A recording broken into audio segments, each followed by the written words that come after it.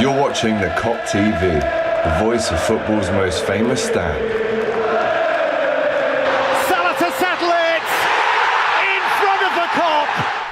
Hey, welcome back to the Kop TV, the voice of football's still most famous stand, or maybe not if we can actually not get our stand finished. That's another thing I'll talk about later on in the video. But Wataru Endo, the captain of Stuttgart, the 30-year-old highly regarded defensive midfielder, is in Liverpool. That's a true fact. He has had his medical this morning and he looks like, according to David Ornstein, a signing for Liverpool in the region of £19 million. Let's break this one down. The main question that I'm asking you is, one, had you ever heard of him? I don't think any of us can confidently say yes, but the main question that I want to give to you for the guys in the comments to go crazy over, is this a panic buy? Or is it a shrewd signing? Listen, time will tell, essentially. But when you look at the fee, the age, the profile of the player, it's slightly underwhelming in terms of the other names that Liverpool have been linked with. Or is this the small present before the big present, in all due respect to Endo, who is, by the way, the captain of Japan? All right, let's actually put some respect on his name, right? He's DM, CM, CB and RB, captain of Stuttgart, captain of Japan. He's missed 2 games in 3 years, and one of those was with coronavirus. And he wears a mouth guard when he plays, so you know he's got that run through a brick wall attitude. Again, time will tell. This could, in a year, we could look back and say what a signing that was by Jorge Schmadtke, who obviously has big links to Stuttgart. But from what I've seen on social media, all the Bundesliga experts are telling us how excited we should be, how much of a good player this guy is. Sell Endo, bring in Endo. Nice little replacement. And just a random coincidence, but Jurgen Klopp has never won a league title without having a Japanese player in his squad. In 2011, he won the league with Dortmund with Kagawa, won it again in 2012, won the league with Minamino in 2020. And I'm not saying we're going to win the league again, but Endo being a Japanese player, it's interesting, isn't it? It's interesting. Again, this came out of nowhere. None of us can profess to know that we knew this was going to happen. But one thing I don't want to do, and I don't want you guys in the comments to do, because this isn't how Liverpool fans roll, we definitely don't write him off before he kicked a ball for Liverpool. Let's not forget, this is his dream move at the age of 30, how hard he's worked in his career. How important he's been for Stuttgart. This is his time. This is his moment. Let's not ruin it by writing him off before he's even played a game for Liverpool. We know we're going to need more depth, and he could easily provide that. And again, you know, when Brighton signed Moises Caicedo for 4.5 million, no one on this planet could tell me with confidence, with chest, that he would get sold for what? 20 times that. If my math serves me correctly, 150 million he went for. So just because you sign someone that maybe isn't the biggest household name, maybe isn't the shiniest toy in the box, doesn't mean that they're not going to play well for your club. Now, a lot of banter, a lot of who is this, that's all very well and good. But let's see him on the pitch. I'm not saying he's going to turn into a world beater under Klopp, but if there was maybe a 10 to 20% that he wasn't reaching before, you can guarantee that Klopp will squeeze that 10 to 20% out of him when he joins Liverpool. Now, Klopp buys players for a reason. He's had to sign off this Schmadtke recommendation of going in for Endo. But he is a natural-born leader. And this is a Bundesliga expert, Toby Aflausch, who is the chief reporter at Sport Bild. He says he's a natural-born leader.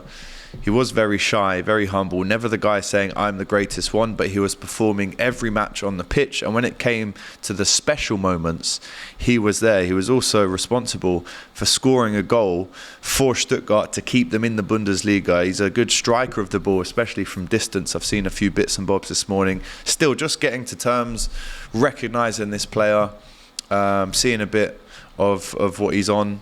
And again, you'd have to say, again, time will tell, but this could prove to be a very shrewd signing from Liverpool. Now, as we know, a lot of you guys were probably underwhelmed with this news, but there's no stopping Liverpool when it comes to looking at other midfielders. I've been saying that all summer. But Crystal Palace are now bracing themselves for an opening bid from Liverpool to follow up on their interest in Doucoure, who is 23 and the Mali international, the player of the season for Crystal Palace last year. But he has now emerged as Liverpool's top target. Let's just hope Chelsea don't chuck a bid in. But according to multiple reports, he's happy to join Liverpool. The only problem is Liverpool think they can maybe get him for around about the £58 million. We spoke about Miguel Delaney's independent article yesterday saying how he could be available for under 60. But Palace value him at 70. Now, again, when you look at the bid for Caicedo being 115, let's take 20 out of that tops for ENDO, which is around 95. Liverpool do have the money there. And I think, listen, let's not do this whole Lavia thing again where we go 58, 61, 62. We don't have the time or the patience to do that anymore. So, in my opinion, Liverpool need to now go out and get their man, get him through the door, and just forget about this transfer window, because it's been eventful to say the least, but also Liverpool have been the brunt of almost every joke in the last 2 or 3 weeks when it comes to players that have been stolen from us via Chelsea. Crystal Palace obviously desperate to keep him. You heard the brilliant Joe Walker on the Kop TV yesterday, Crystal Palace fan, telling you how much of a good player he is, telling him how Liverpool are going to have to break the bank for this one. He's saying hands off. But there you go, check Doucoure. Could he be the next one that comes in? And if he is, how would you rate Liverpool's transfer window out of 10? Are you still one of these people that still thinks Liverpool need to go in and get a centre-back? Don't forget, around about 13 days left of the window. But knowing that big game at the weekend, Bournemouth, knowing that we go to Newcastle away next weekend, which is going to be very, very difficult, it's about getting names through the door as soon as possible at this stage anyway. So the latest for you is, as I just said, Endo is in Liverpool. He's undergoing his medical. I wonder what shirt number he gets. He was number 3 at Stuttgart last season, number 6 for Japan. Played in the World Cup. I saw a lot of his games actually. I've seen a few Japan games at the World Cup and liked the look of him then, even though I have to admit I didn't know who he was. But if Liverpool do get him, they do get Doucoure, how would you rate that transfer window out of 10? Let us know. That's 4 midfielders in.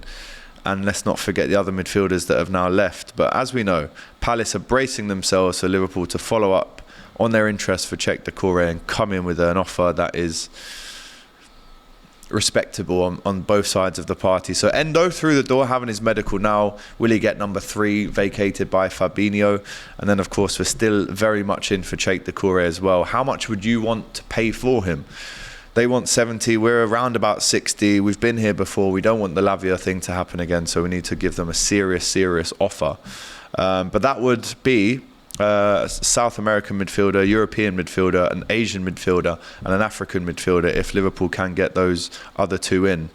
And that's a great balance in terms of the midfield rebuild. So again, I'm going to ask you again here now. Endo, Shrewd signing, or are you a little bit underwhelmed? Is this a panic buy from Liverpool? The last thing to talk to you about today, as we know, is the unfortunate scenes at Anfield this morning where labourers, workers who are working on the new Anfield Road stand have put their hard hats down and got off because the company that they work for has entered into administration. This is the same company that did Fulham's new stand as well. Not good news, guys. And there was an email that went round to members this morning of LFC that said the game will still go ahead on Saturday. There's no doubt about that. It obviously comes on the back of the news of the safe seating and the safe standing, I should say, at Anfield as well. So yeah, you know, you've got to feel for those workers that have basically been told they don't have a job anymore because the company they work for has gone into administration. I mean, you just couldn't write it. How many times are Liverpool going to be mudded in the first week of this season? It's just, you couldn't write it, could you? Now, the final date for fully opening the Anfield Road stand will have to be pushed back. By how much, we don't know at this stage. We're still reacting to it. But the club have come out and put a statement out saying that the game will still go ahead on Saturday against Bournemouth. And now I guess, well, I don't know what does happen. Do FSG fund the rest? Do we need a new firm that come in and finish the job? From what I've seen in the last few days, it definitely looks far from finished in terms of getting all those seats into the upper tier of the Anfield Road end. But there you go. It's another day in the life of being a Liverpool Football Club fan. Love it or hate it. But there, guys, check Doucoure, how much you think he is, and ENDO. Shrewd buy or panic buy? Let me know in the comments right now. We'll be back tomorrow with a preview for the Bournemouth game on the Kop TV, so make sure you watch that. And then after the game on Saturday, we've got all your fan cams for the first time back this season. Got all of them outside Anfield with Mario, and then I'll be giving you a match update or an instant match reaction as well on Saturday. And then again, we go into next week, massive week, Newcastle away. We'll have a good preview with my old mate Matty Renton, and of course Hot Copics, which I hope you're enjoying as well. We're trying to film it in different outside locations in Liverpool at the minute, so if you've got a location, let us know. We'd love to go and film there for you. Remember to like the video. Thank you again for getting us to over 35,000 subs. Massive fan of that, massive fan of you for being a fan of the channel. It's brilliant to see, and we'll see you tomorrow. Take care.